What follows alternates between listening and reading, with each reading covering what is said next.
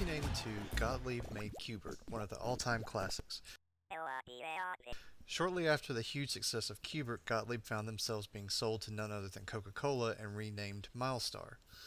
If you saw the first episode, I reviewed one of their games, Three Stooges, Brides as Brides. I also mentioned in that review the two successors of q-bert that were made by Milestar, q-bert Qubes, and faster, harder, more challenging q-bert. In this episode, I will be focusing on the first sequel, q-bert Qubes. While q-bert's second sequel opted to go with the same formula as the first game, q-bert's Qubes tried to mix up the formula a bit. Instead of a pyramid of cubes that change color when you hop on them, you are in a diamond-shaped formation of cubes. The cubes rotate in the direction of which q-bert hops off of them. You're trying to match the cubes to the one that you see in the upper left of the screen. When you match the colors, it becomes clear, and it stays that way unless one of the cube-turning enemies lands on it. The object of the game is to create tic-tac-toes of the clear cubes. In the early levels, you only have to have one complete row. In later levels, you have to get more. Simple, right? Extremely challenging, but also very fun. You'll also notice right away that there are no discs this time.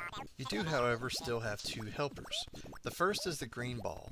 It performs the same function as it did in q-bert in that it freezes all the enemies for a few seconds.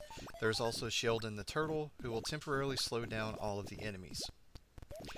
The only returning enemies from the previous q-bert are Slick and Sam, the little gremlins that change the cube colors. This time they rotate the cubes. The documentation for the game says that these guys are known as shoebobs, but they really look like Slick and Sam to me. Coily the snake has been replaced by a rat named Rat-a-tat-tat. He is basically the same as Coily, but much harder to get rid of. You have to have a cube in the process of rotating when he hops on it to make him fall to his doom, unlike getting him to jump off after you jump on a disc in the first game. The role of Ugg and Wrong Way, the purple creatures from the first game, are filled with the Meltniks.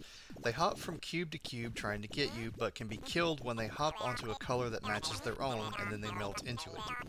The difficulty of q-bert Qubes ramps up fairly quickly and is an incredible test of reflexes and strategic planning.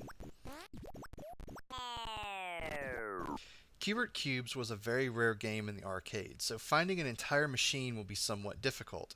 Finding a q-bert cabinet and doing a conversion might be your best bet. It was ported to a few home consoles of the time, such as the ColecoVision and the Atari 2600.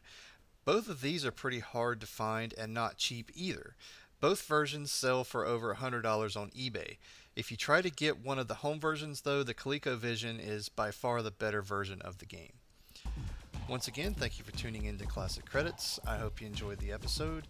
Tune in next time where I hope to show you a game that you may have forgotten or never even heard of.